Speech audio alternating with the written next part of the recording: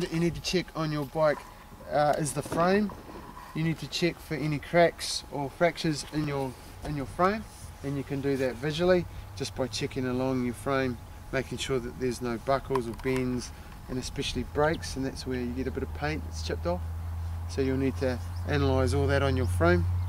You need to also analyse your brakes. Now we did check before to see if our brakes stopped the bike, and that's okay, but another thing you need to check is for rust, because rust is the main cause of your brakes being too hard to squeeze. You know how it gets real hard sometimes? That's from rust getting into your cables.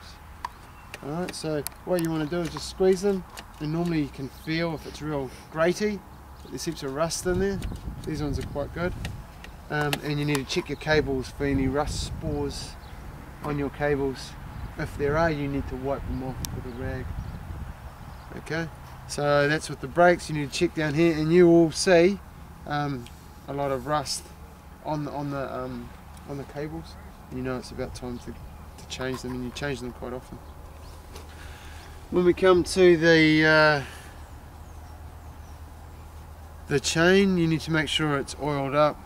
When you oil it, you need to make sure all of the cogs on your chain have got lubrication on them. And how you can do that is if you turn your bike upside down, or if you've got a rack like this, it's quite handy. All you want to do is, while pedaling the bike backwards, you can be putting oil onto the chain. Okay? Because what this does is it makes it easier, or it stops mud and dirt from getting into your chain, makes it easier to bike, makes the gear changing a lot easier, and it stops your chain from rusting. And most of your chains will be quite dry, I would say. Once you get all the way around.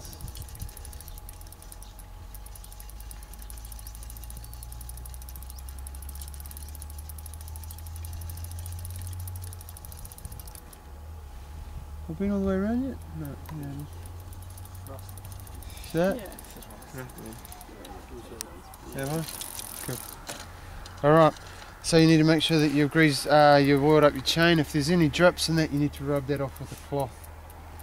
Same thing with any pivot points on your derailleurs. Anywhere where it pivots, you need to make sure that's greased up. And any points on your brake cables may need to be greased up. Alright, any questions? Do we want to get into that? Make sure your chains are greased up next time.